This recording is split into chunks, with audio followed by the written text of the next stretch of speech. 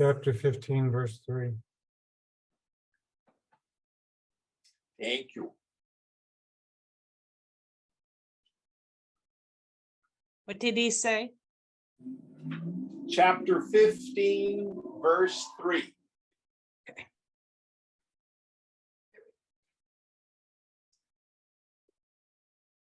Phalantam chanubhutam yudyutam kartradhikarake smaryamanam hi karmastham purvam karma eva tachitaha. What is perceived to be connected with karakas and entailing results is found to be in the category of objects when it is remembered. The seat, therefore, in which it was perceived before was an object of consciousness. I have no idea what he's talking about there. There's a footnote. Okay. Karakas in grammar refer to the relation subsisting between a noun and a verb in a sentence, or between a noun and other verbs governing it. Okay. So with that in mind, a noun and its verb. Read it again for me, please, the English. What is perceived to be connected with karakas and entailing results is found to be in the category of objects when it is remembered. The seat, therefore, in which it was perceived before was an object of consciousness. So I think the sum total of what he's saying here, he's still dealing with this notion of, is the self an agent? Is it a doer? Is it a karta? So I, the subject, then do something with verbs, actions, walk, talk, sing, throw, sit, stand, etc. And both the individual sense, I am the doer, and the doing itself are objects of cognition. So let's go back to that wonderful explanation that we get in Vivekachudamani about the Vijnanamaya kosha, the intellectual sheath. So we've got the 5 of them: the food sheath, Annamaya kosha, the vital energy sheath, the Pranamaya kosha, the mind, Manomaya kosha, which creates my experience of the world. Whether it's good or bad, successful, unsuccessful, all those judgments. And we bring memory in to do all that. But in the Vijnanamaya kosha, we have the direct perception through the senses, and buddhi, intellect, it's where thoughting happens. But also we have what Shankara calls karta, the sense of agency. Now, for example, I slept in this morning because of the loud bang, bang, bang of the 4th of July. I took a shower, I made my coffee, I made my bed, I did not make breakfast. I got dressed, I set the room up for class. Who did that? Well, that's this karta, this sense of agency. Aditi didn't do it. So this karta, this sense of agency, listen carefully. It's not bad. It's not evil. Now, it's gone in deep sleep, not available for perception. There's no agent in deep sleep. It's gone in nirvikalpa samadhi. But while the equipment is functioning both in the dream state and the waking state, in the subtle intellect, there's a sense of agency.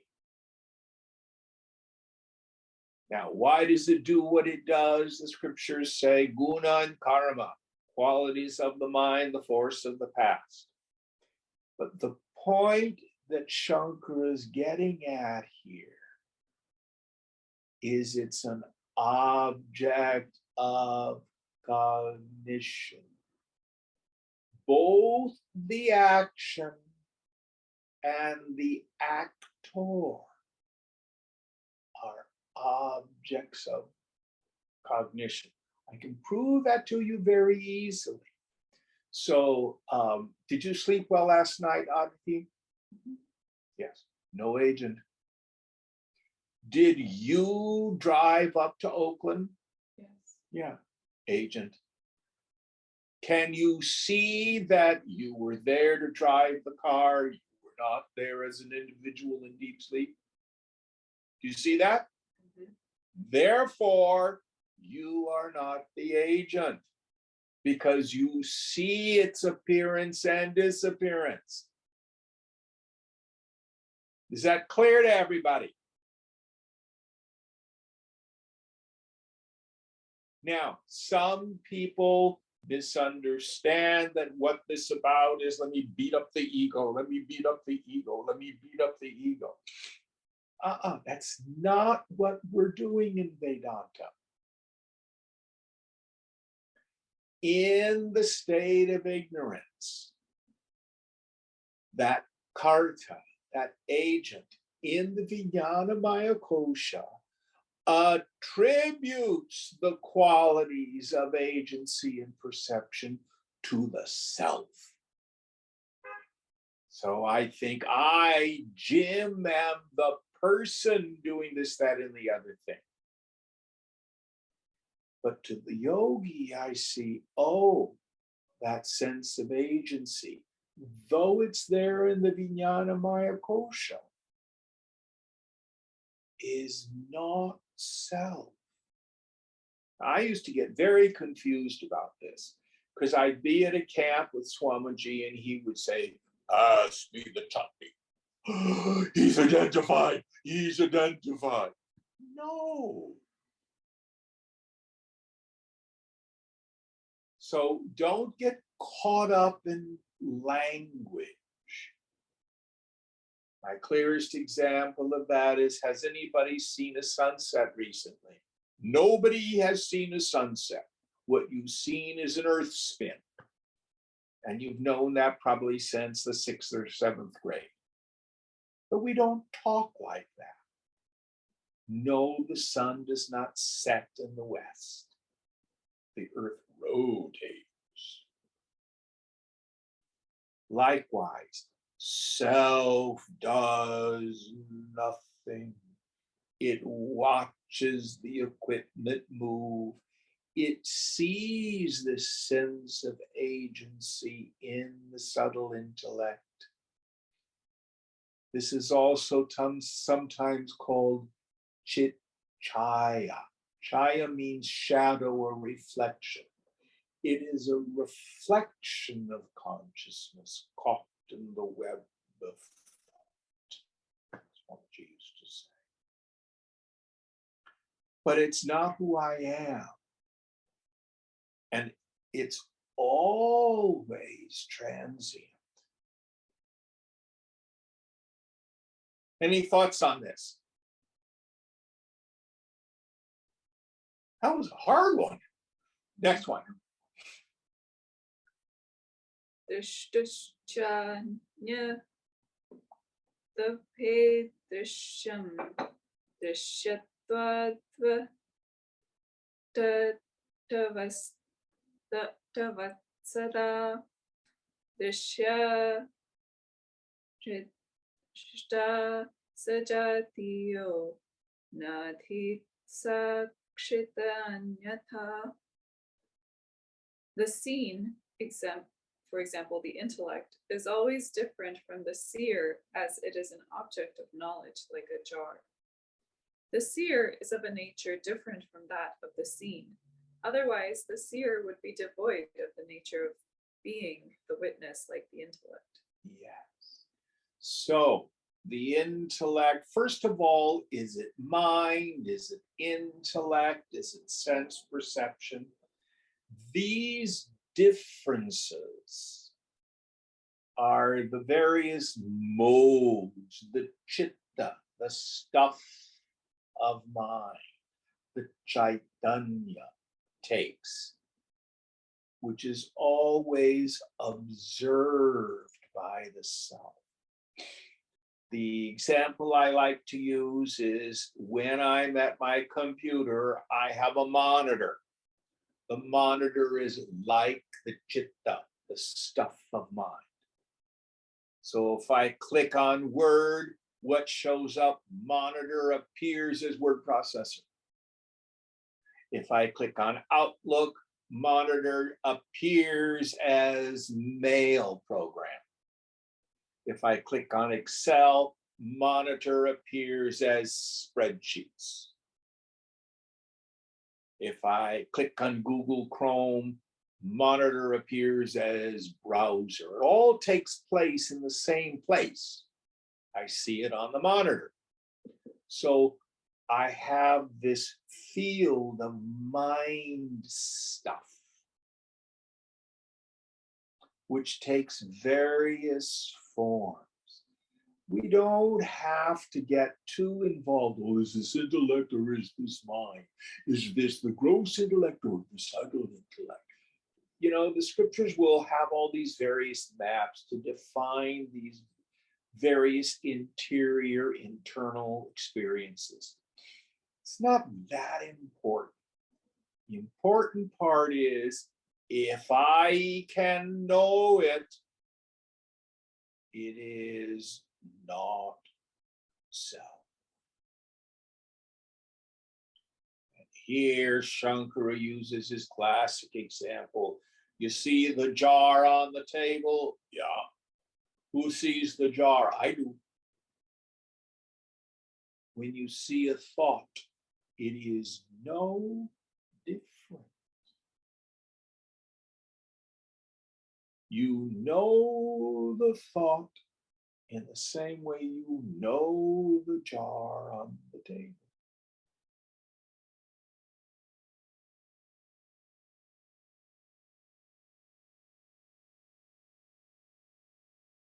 I am nothing perceived as objective phenomena. I know, karika was the word he used, the grammar term. Yeah, karakas. Yes, that also is what we refer to as a gloss. So for example, the Gaudapada Karika, same word that's used as these brief ideas in his gloss on the Mandukya Upanishad. Same word. And in that Karika, in the second chapter of the Mandukya, the fourth Karika, Gaudapada says, the objects of the dream, the thoughts of the dream, the perceptions of the dream are quite unreal. When you wake up, they're negated. And he goes on to say, the waking state world and all its objects and the individual knower of them is also quite unreal. And the proof of their unreality is that you can see them. So in the beginning, we think seeing is believing. The world is real. The chair is real. The table is real. The sofa is real. God, who can say what God is? I'm an agnostic. And what we find is exactly the opposite. The chair, the table, and the sofa in fact come about as imagination. What's real? By real here, real with a capital R, Sat, that which is never subject to negation. What's always there? What is with a capital I? Whatever the phenomena, objects, emotions, thoughts, images, memories, sensations, the knower is an eternal constant.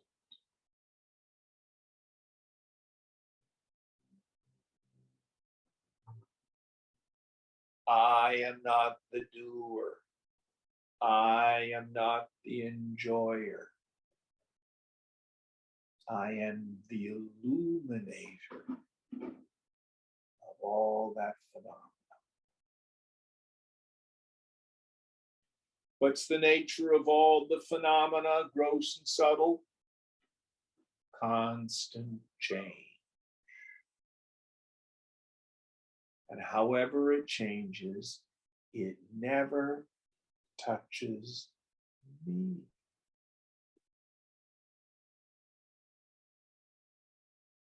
Any thoughts on this?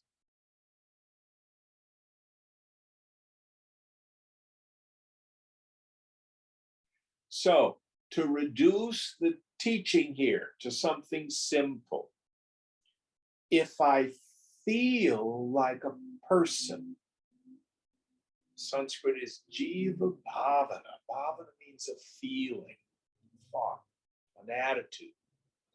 If I feel like a person, if I feel like an individual, if I feel like I'm Jim, Aditi, Justin,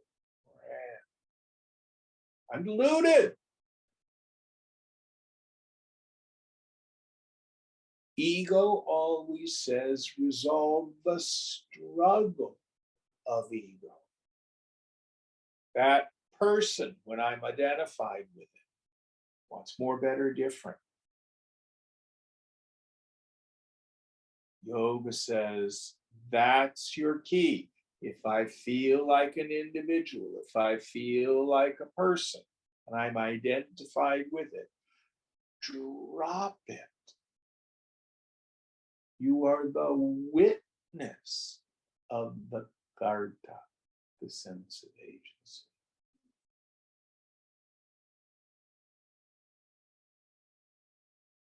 All right, next verse.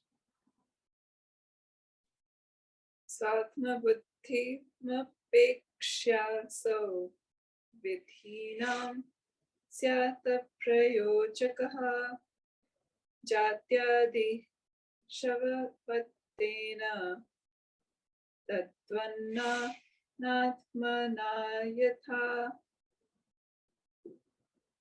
When they are considered to be one's own caste, etc. When they are considered to be one's own caste, etc., become the cause of injunctions like a dead body. They do not, therefore, belong to the self. The self would otherwise become the non-self. So here the reference has to do with the various jati, the various professions of various castes.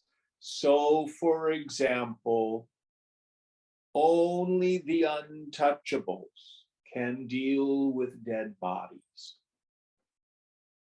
If a Brahmin touches a dead body, they have become ritually soiled.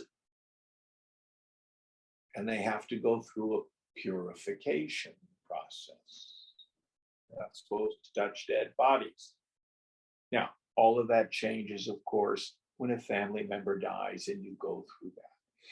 Those of us who may come from the Christian tradition, looking back on the Jewish tradition, you know the story of the Good Samaritan.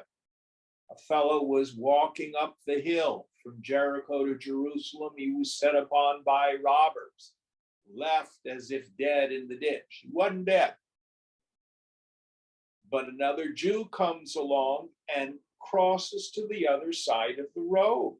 He wasn't being mean. Why was he going to Jerusalem? To do ritual, to perform sacrifice. If he had stopped and the guy in the ditch was dead, just like Hindus, he would have been ritually impure. So he crosses to the other side of the road. Don't touch a dead body. Samaritans don't have the same purification issues. Samaritan, another sect, was able to help the guy. Shankara is saying in the end, though these are Vedic injunctions, they never touch the self.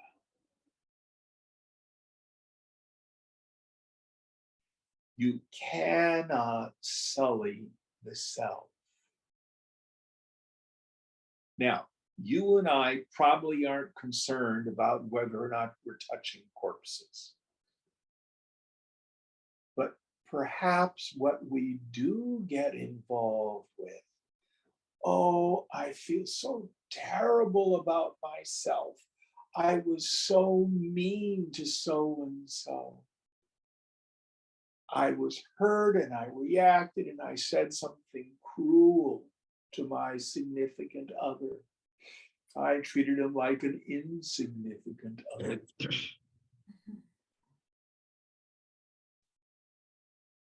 Or I messed up at work and I got caught and I just feel terrible. I'm a loser. Anybody ever had ideas like that? So what we're doing, let me back up. It's not if we make a mistake. It's when we make a mistake.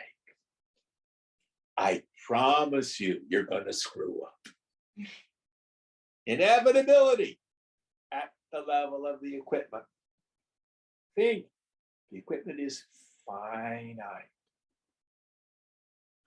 Swamiji used to say, the mind is a sewer.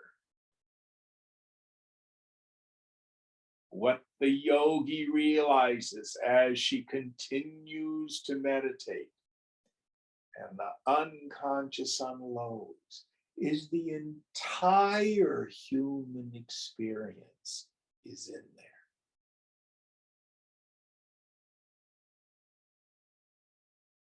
You are capable of being a liar, a cheat, a thief, violent, greedy, self-centered, dismissive. All of that's in there, as well as generous, kind, compassionate, forgiving, detached. All of that is in there. In the mind is the entire range of the human experience. What the yogi learns is if you make the unconscious conscious, what the psychologist will say, embracing your shadow, then we have a better chance of not unconsciously acting out on those things.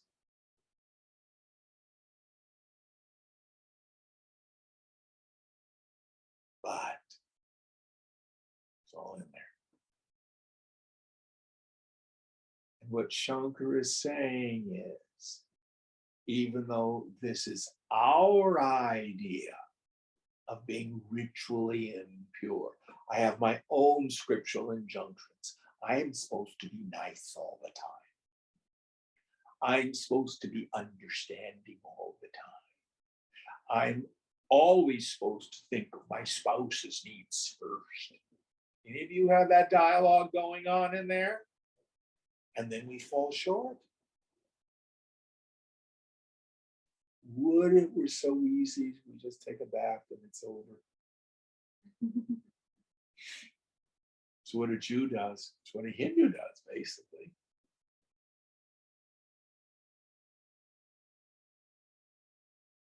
But understand, it never touches the self.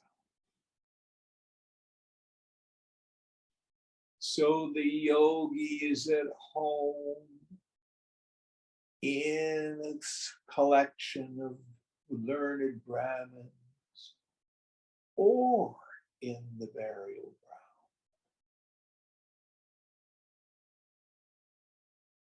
Doesn't matter. Because the self in me is never touched.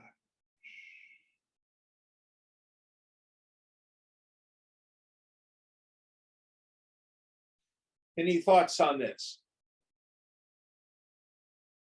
Now, this is not a license to bad behavior. This doesn't mean, oh, carte blanche, I can be a jerk in the world, I cheat and steal, and it doesn't matter because it never touches me. You will not find the woman or man of knowledge behaving that way. Why? Because at the very deep level, that's myself over there. Without effort, the person of steady wisdom is compassionate. But sometimes we do things that hurt people, which is different than doing things to hurt people. Sometimes we mess up, even when we don't intend. Any thoughts, any comments? Now, here is a very valuable tool. All of the great teachings in some form invite us to be in present time. Ram Dass wrote that wonderful book, Be Here Now. I have found that the thing that makes it most difficult for many of us is regret for what we've done in the past. And there's a very effective tool to help with that. We cannot change the past, but we can amend the past. If there's someone in the past and you said or did something that you regret, go to that person, acknowledge your bad behavior, say you're sorry, and then do your damnedest not to do it again.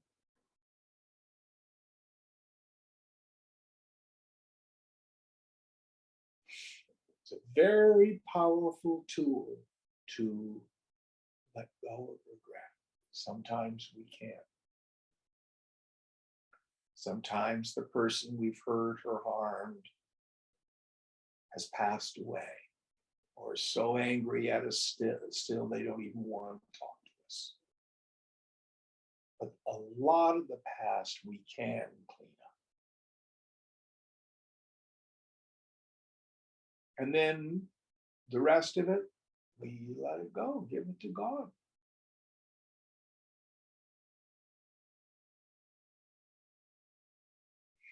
Any thoughts on this?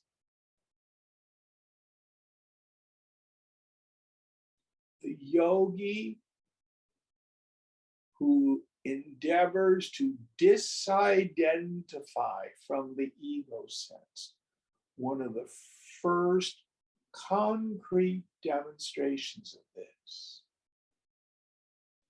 is our willingness to admit when we're wrong.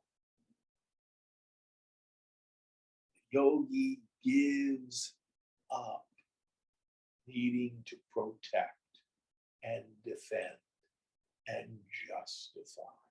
All of those are strategies to protect ego.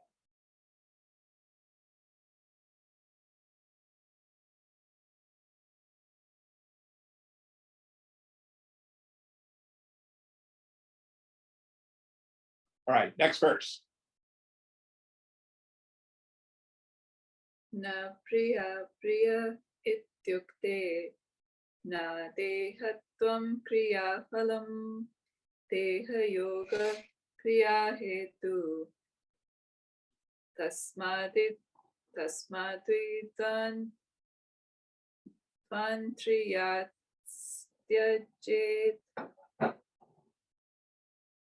As it is said in the Shruti, pleasure and pain do not touch one who is bodiless. Bodilessness is not the result of actions. The cause of our connection with the body is action. Therefore, an aspirant after knowledge should renounce actions. So how do I renounce actions? Oh, is Shankara saying we should sit in a cave and do nothing? Unfortunately, if you try to do that, your cave will be filled with poop. It's not what he's saying here. The dharma of the body is karma. Dharma here meaning the essence of something, the nature of something, without which it would not be what it is. The dharma of the body is action. Even maintenance of the body is not possible without action. So what does Shankara mean here? We want to look at it at two levels. What we want to give up is ego-prompted activity. What is ego-prompted activity? I feel like I'm a person and it's not okay. I'm in a state of spiritual impoverishment. There's not enough of something. My mind says, I need to either change the world or change me, and then I'll be okay.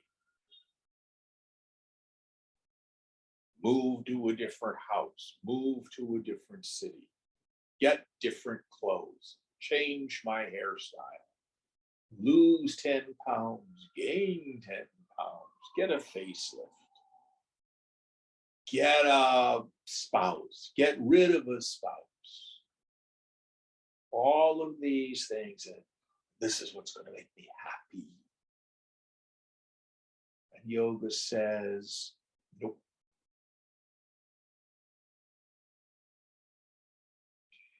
That's like saying my house is on fire and burning down, and I think the solution is to rearrange the furniture.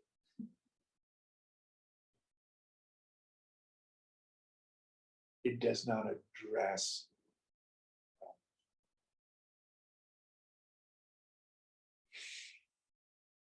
So, in the 4th chapter of Gita, Krishna goes on to explain what is actionlessness in the midst of action, and what is action in the midst of actionlessness.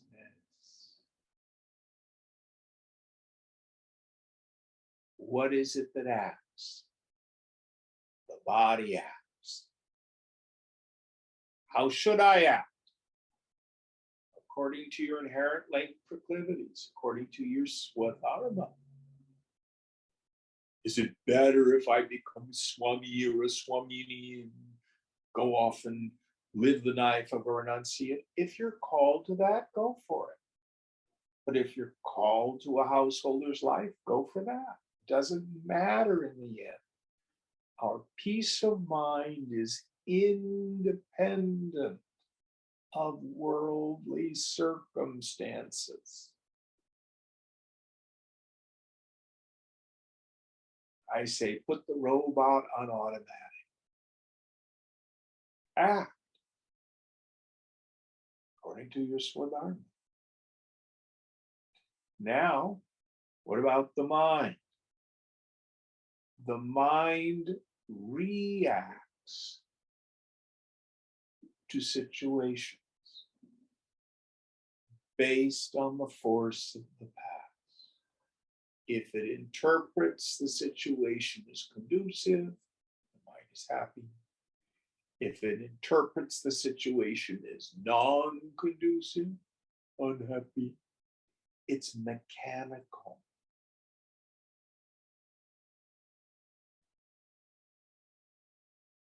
It's mechanical. So the yogi gives up the worldly effort of trying to find happiness by playing whack-a-mole with the world. And when we get out, when we see, I am beyond worldly happiness and misery. And when the yogi understands what is true peace of mind, real happiness, it's the mind freed from jonesing. It's the mind freed from its addictive tendency. It's the mind freed from the idea, I'll be happy when, it'll be better if, more, better, different.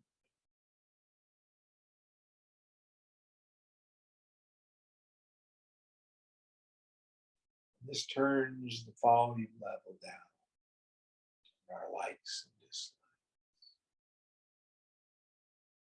The mind will always have its preferences. The mind of the yogi is detached.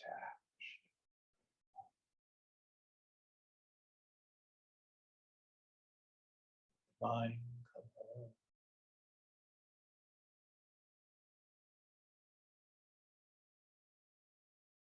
I am always actionless. And it is the equipment that's always acting, even if it's sitting still in meditation. That's an action.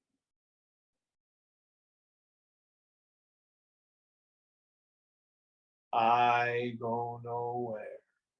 I do nothing.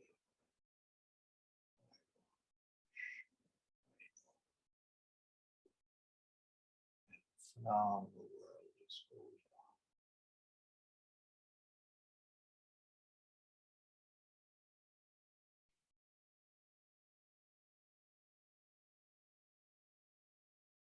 What is the agent of what impels the body into activity? Guna and karma, the qualities of the mind and the force of the past.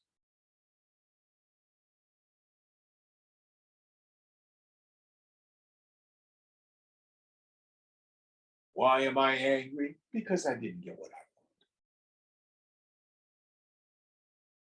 wanted. If I live life as a bhogi, someone who aspires, accepts the philosophy of bhoga, enjoyment. What does a bhogi believe? Getting what I want will make me happy. And this is serious business. And what's the end result? More desire and a whole lot of frustration and anger. Don't believe me. How's that working out for you? Instead, be a yogi. A yogi also wants happiness. But a yogi deeply understands that it's the craving itself. It's the suffering. Oh, oh.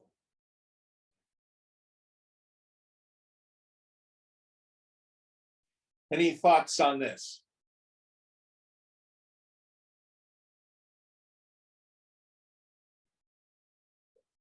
Next verse.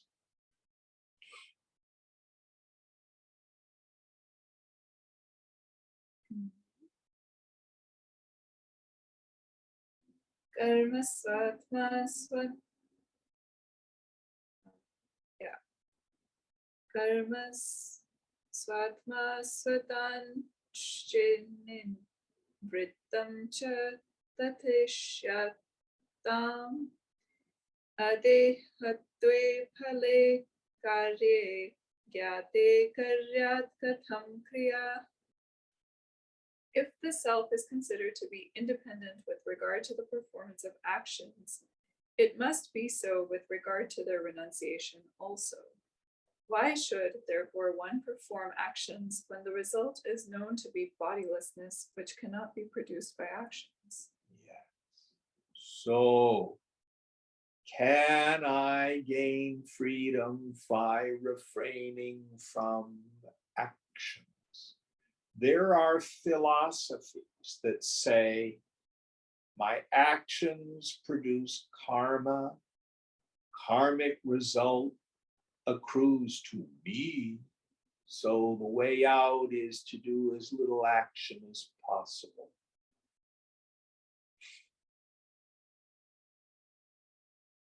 Be as actionless as possible, reduce karma, then you'll be free. First of all, Vedanta says, does karma accrue to the self? Oh.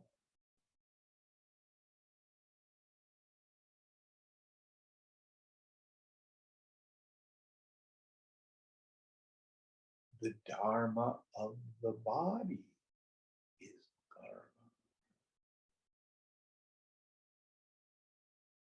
The dharma of yourself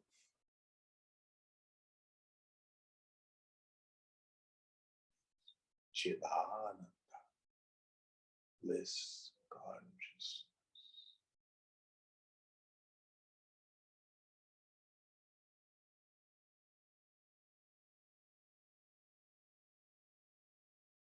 And again, this is not license to bad behavior. Oh, I am not the, I never get the results of karma. I can do anything I want. At one level, that's true. Go up to a policeman and punch him in the face and tell me if you're, oh, you nice person won't get thrown in jail.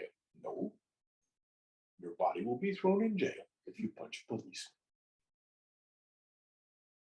It does not touch you.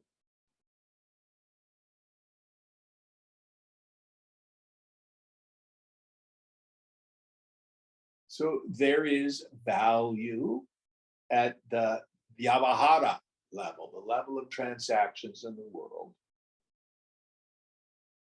of acting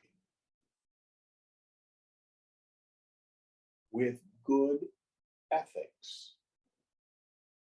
Why? It smooths the equipment's movement through the world.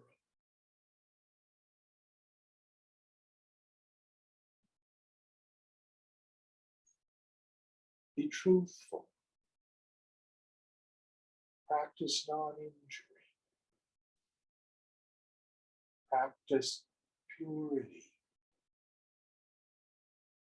Not because you're a goody-goody. It just makes things easier.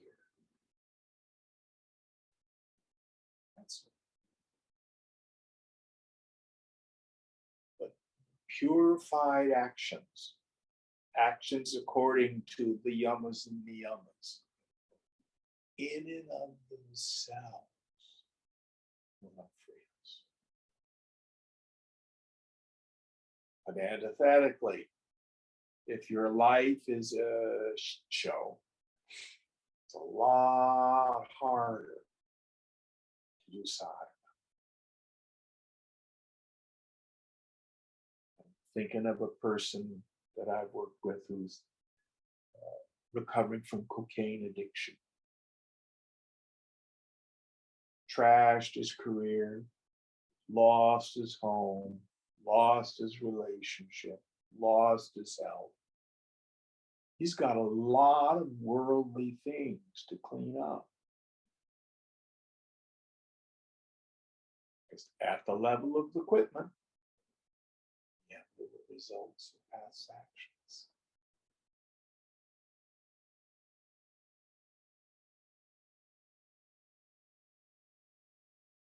But prisons are filled with people who think, I'm just unlucky, I got caught.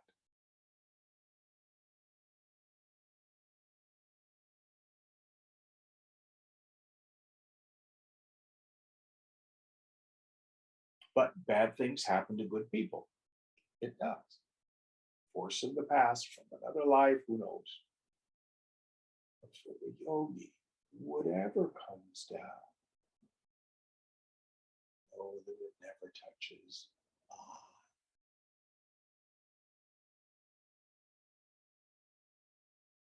All right, next verse.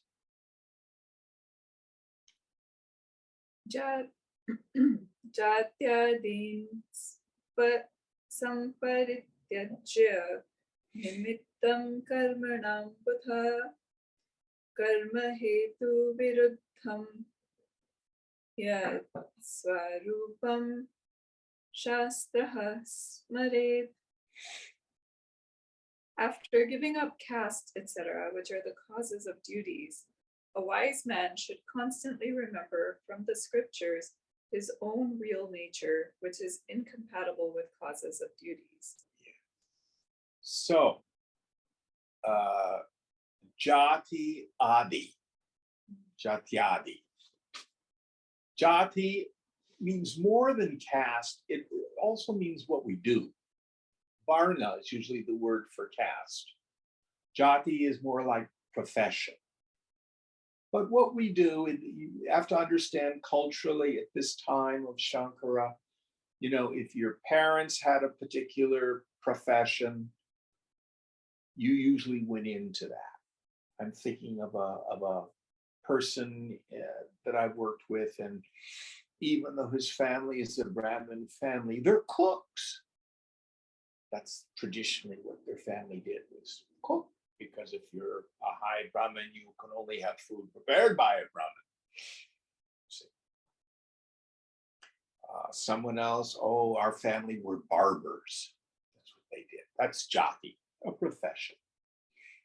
So for the yogi, we give up our identification with what we should or ought to do. In our modern day age, we have much greater social mobility. Few of us are trust fund kids and able to give up work. Of course, now we have retirement that I can give up work. But again, the dharma of the body is karma. It means no actions are enjoined upon me by the society or my religion. Let me see if I can give you a concrete example. So when I was in India in 2015, and I was hanging out at the ashram of this Kriya Yoga master, Bhuvaneshwarana in Jaipur. Every night they would do arati. Arati is when the community gets together and they do a ceremony with lights, and they would venerate the lineage, all the gurus in the lineage, and the various deities that were in the little temple area, the mandir. But Gurudev did not participate. He was over there reading his newspaper while Arati was going on. He gained nothing through that. Now, I was there as a guest in the ashram. I achieved nothing by doing arati, but I did it. Why? Out of respect for the community. So it wouldn't agitate the minds of other people. How come he isn't doing arati? Who does he think he is? No need to put those ideas in people's heads. So, but they do arati. Sing along with it. Jaya Jagadishwar Hare. Why not?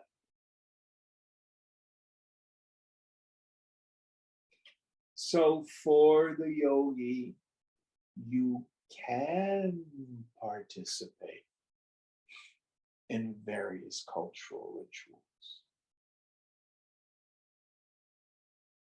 but it never touches the self.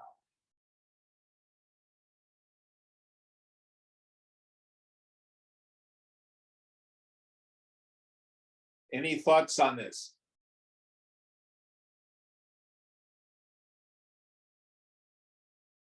Next verse.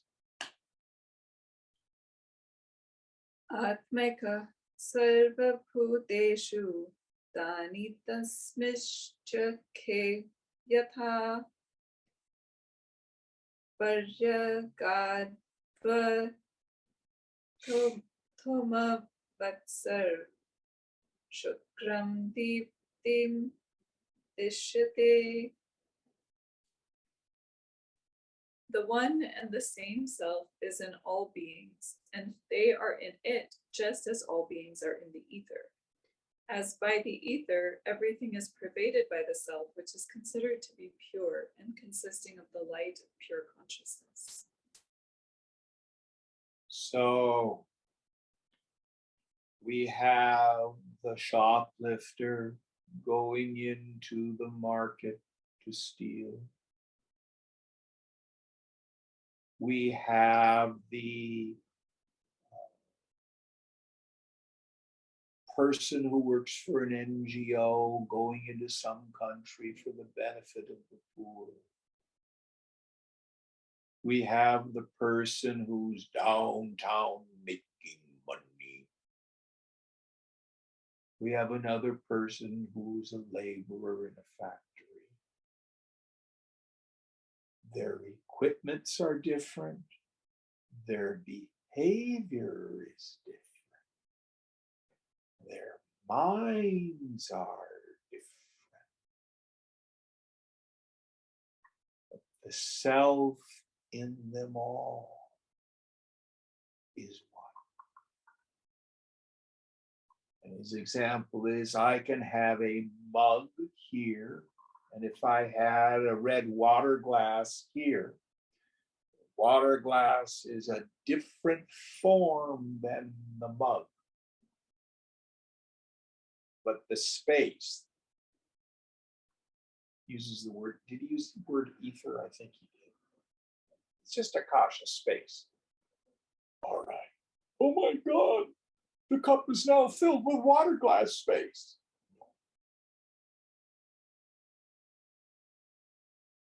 We call it space inside the glass and the cup. How does it differ from room space? Well, actually, there is no real difference. The containers are in space. We can't really say that space is confined by the container. Look to your own direct experience. If you have a photo album, you see photos of yourself as a child.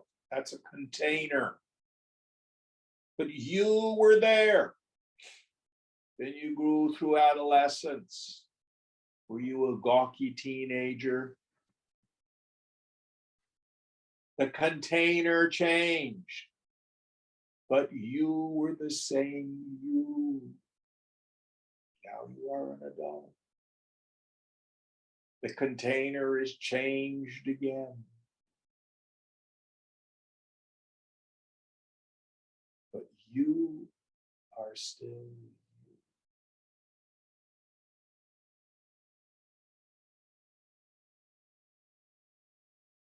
And when the container finally is broken and falls down, you will still be you. Unchanged. If at any point in the journey of the body you stop, introvert your attention, and notice the knower, it's always the same. Chidakasha, the space of pure awareness. And it's the same in everyone. Does not alter, does not change. So it's always so very funny when someone says, yes, I'm enlightened. Are you enlightened? I'm a little bit better than you. Nonsense. The only real knowledge is the self-evidence of the self, and everybody already has it. It just means your stupid mind state is different than the other person's stupid mind state.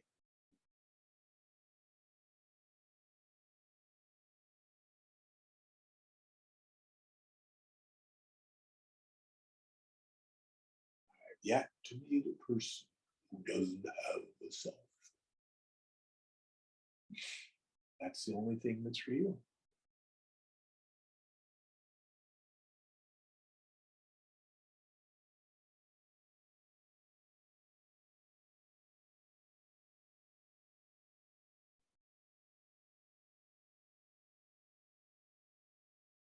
Next verse.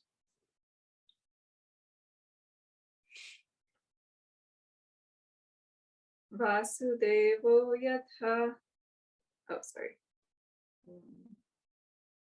Pransnayave bora bhavena sthulam deham nivarjita shuddha papa dayalepam lingam chakaya mityuta.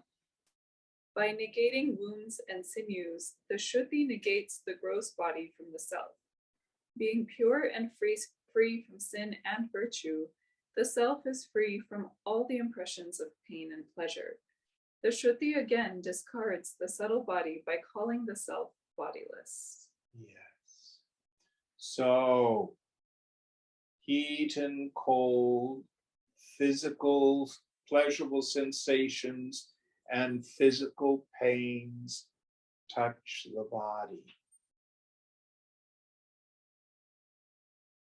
I am the knower of them. The mind's reactions to conducive and non-conducive environments, suffering and happiness. I know them. The intellect's evaluations of success and failure, honor and dishonor. I know.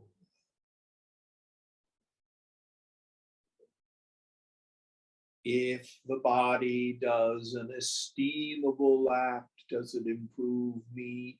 No. If it does a sinful act, does it sully me?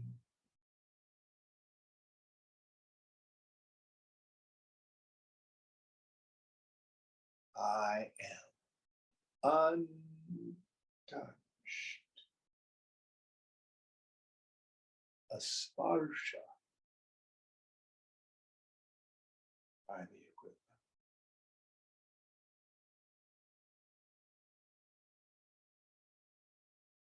So the practice is to take on samadrishta, the equality of vision. The yogi's mind is the same in heat and cold, pleasure and suffering, honor and dishonor. That's how Gita frames it.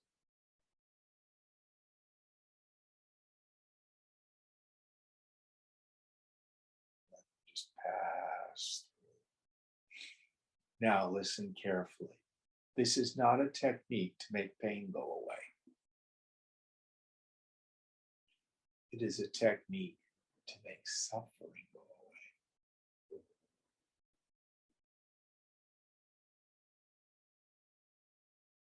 Pain will happen. But suffering is the mind's resistance, evaluation, self-identification. I am bad because. My life is terrible because.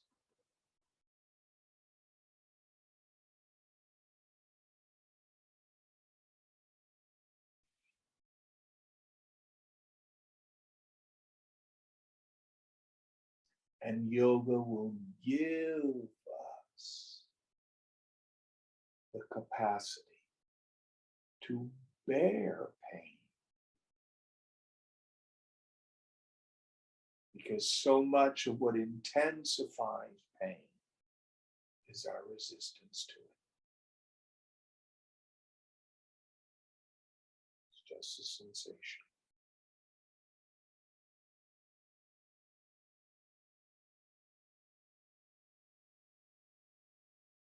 Any thoughts on this?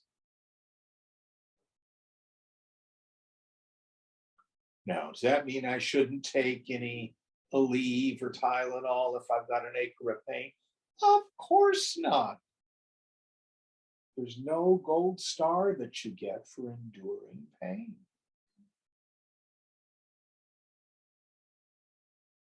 But if you have pain,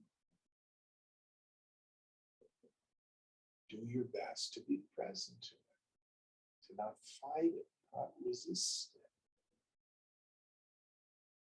Frequently, the experience changes.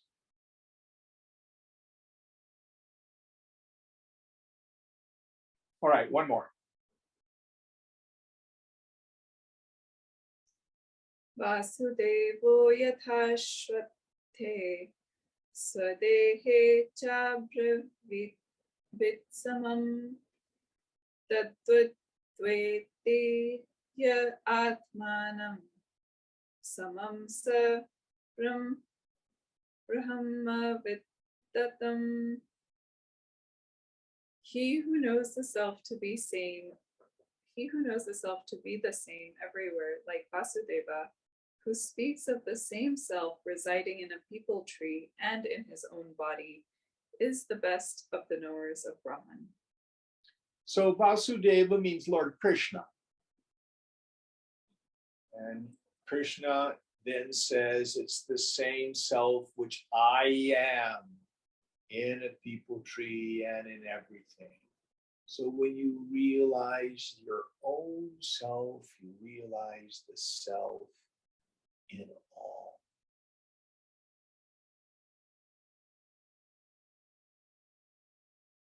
Consciousness is everywhere present. It is the sat for all phenomena. It is the chit for all sentient beings. It is the ananda for those who experience happiness. Everywhere.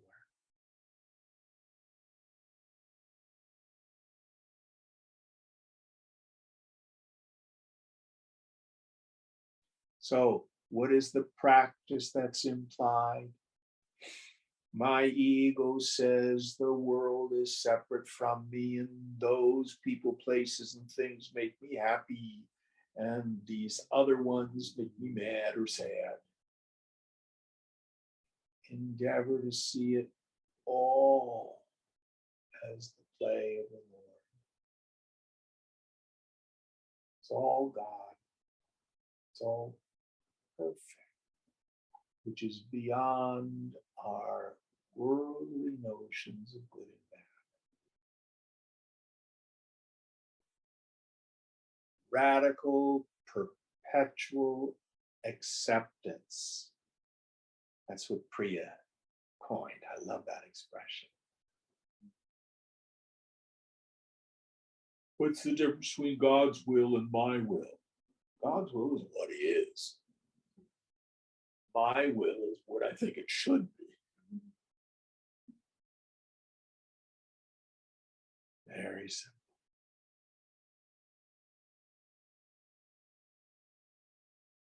Without the compulsion to have to fix or change things. And do as you will. What brings peace of mind? Intense spirit of detachment. What brings misery? Raga, dvesha, attachment and aversion.